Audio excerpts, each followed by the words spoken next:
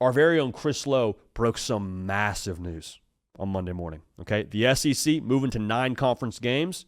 They're going to have 3, not permanent now, but 3 annual opponents that each team is going to be dealing with here. This is getting announced officially, I believe, tonight in a broadcast from ESPN, a whole television special. Chris Lowe got it early, man. Here's the thing. They prioritized competitive fairness and traditional rivalries. Kind of already knew that was coming, but it's good to hear it out loud and good to see it based on who these teams are assigned to play. So you got Texas A&M protected. You got Georgia, Florida protected. This is going to be reevaluated every 4 years. So if you're like, dang, we really drew the short end of the stick here. If we're, I don't know, Texas A&M, man, we're going to play LSU, Missouri, and Texas. That sucks. Okay, well, we're going to kind of keep a pulse on this thing every 4 years, and it could change.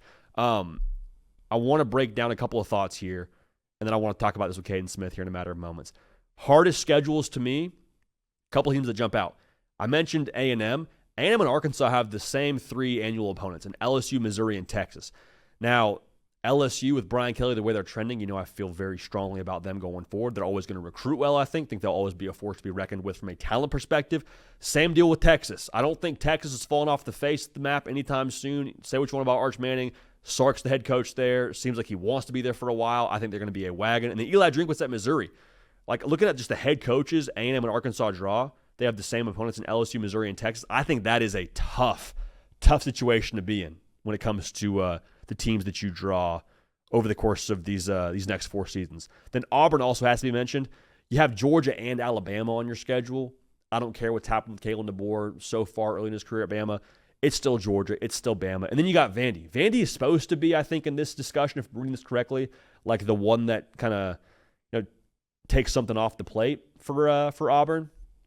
The way that Clark Lee's got that thing trending, I don't know if that's going to be the case. I know Diego Pavia doesn't get 20 years of eligibility, but still, it's like Vandy in the way that they are progressing and trending, that might not be the easiest of outs here going forward. So Texas, A&M, Arkansas, Auburn, all tough draws. The easiest schedule to me, off rip here, Tennessee plays Bama, which, okay, 3rd Saturday in October. Protect it. Love it. Vandy, I told you, they might not be an easy team to handle the rest of the way, but I think that them paired with Kentucky, I'd much rather play those 2 teams as opposed to a LSU and Texas or some of these other teams across the SEC. So my biggest takeaway, though, is let's be slow to be emotional about this. It's going to change. What do you want these people to do when it comes to putting these schedules together?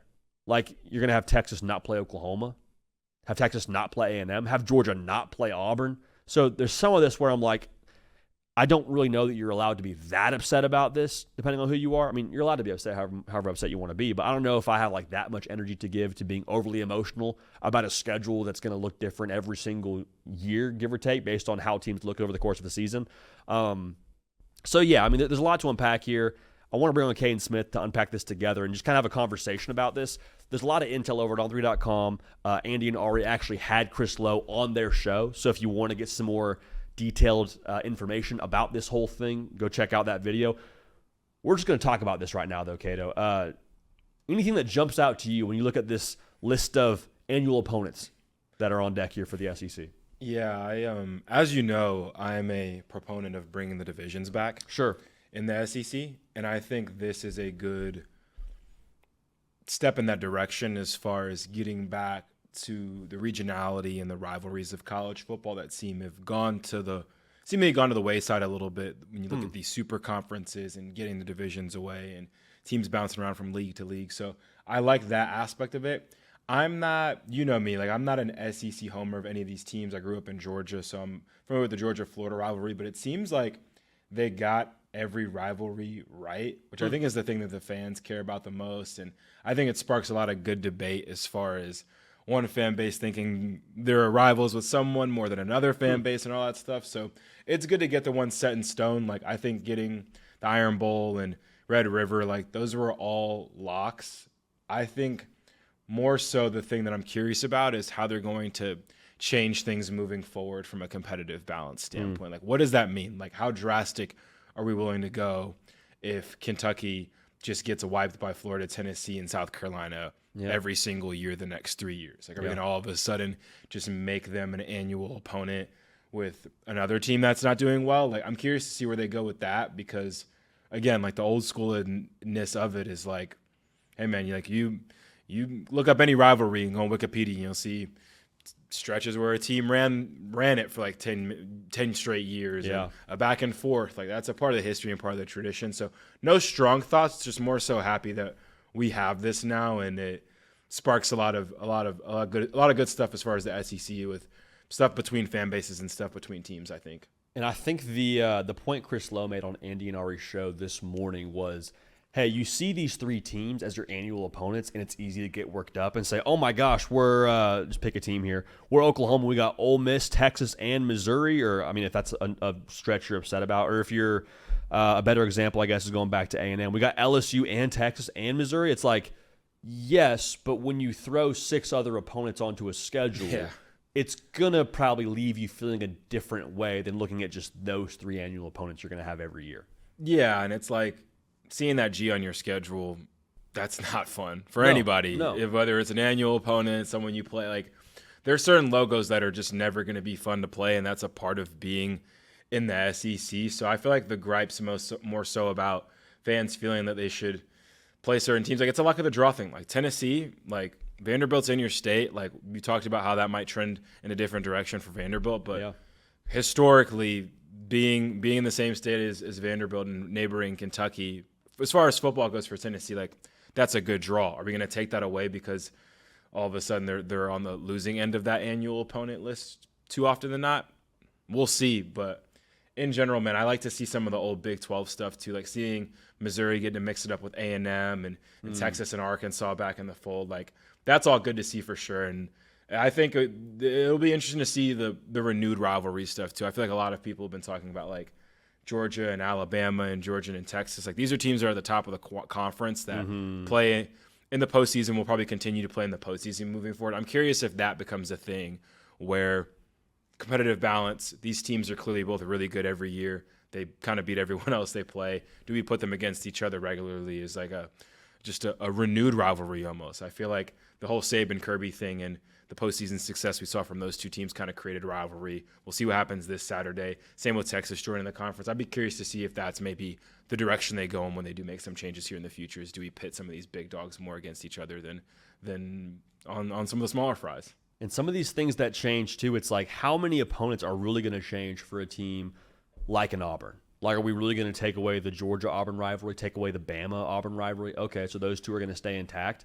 Who's that third team going to be in 4 years? You know, like some of these you look at and you can almost pick out 2 that will stay if you are prioritizing rivalries. But yeah, I don't know. It all feels very fluid to me, which again is a reason why it's tough to get too upset about at this point in time.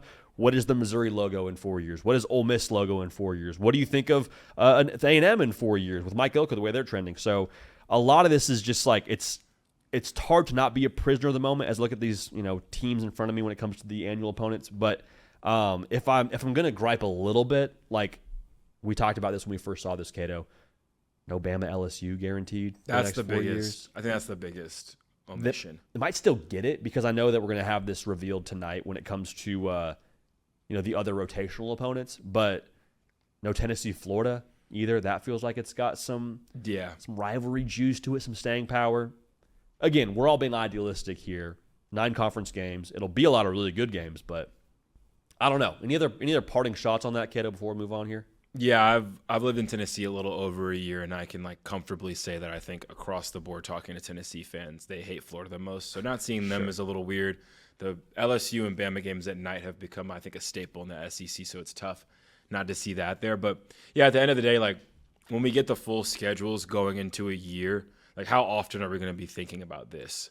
Maybe a fan base who's playing a team they normally don't play all of a sudden every year, and it maybe doesn't go their way. It's okay, we're not rivals with Ole Miss. Why are we getting smacked up by Ole Miss now every year? That might be the only time it gets propped up. But I don't think this is gonna be something that's thought of as much once we get into the full schedule, see how it all balances out. And look, Florida, Oklahoma, some of these teams that we came into the season saying they have the hardest schedule ever, that's still gonna exist in the SEC, whether you have the annual opponents or not. The conference is looking very bloodbathish this year, and I think the annual opponents may have a little bit of an impact on that, but overall, just cool to see some of these logos and the tradition kind of be sustained for me, and the regionalness of it all, and way easier on these fan bases as well, I think, trying to get to these games. Two parting thoughts. One, with 9 conference games, we're going to see a lot of these teams play each other more frequently. Like there was a stretch there we hadn't seen Georgia Bama unless they were playing in Atlanta in like a number of years. That's the first thought. So you'll see more of these matchups more frequently, which is a good thing, I think, across the SEC. Second thought, if you were a college football fan of the SEC and you're like, dang, this is going to hurt our playoff chances, right? I don't think that's the case. I don't think the SEC makes a move like this to go to 9 conference games unless they have a pretty good indication they're going to get some more guaranteed playoff spots. So I'd be slow to make any snap assumptions about your playoff projections if you see your permanent opponents and you think you're cooked. I don't think it's quite that cut and dry. And I think overall, it's one of those things we hold with open hands, we watch it play out, and we'll just take the information as it goes. But Cato, great stuff, man. I appreciate you adding to the conversation there. Of course, and, man. Making it go. Yeah, I don't think Greg Sankey's making any. I don't think he's made any moves that have hurt the SEC regarding the CFP, and I don't think he's going to start right now. So we'll see how it goes out, man, for sure. But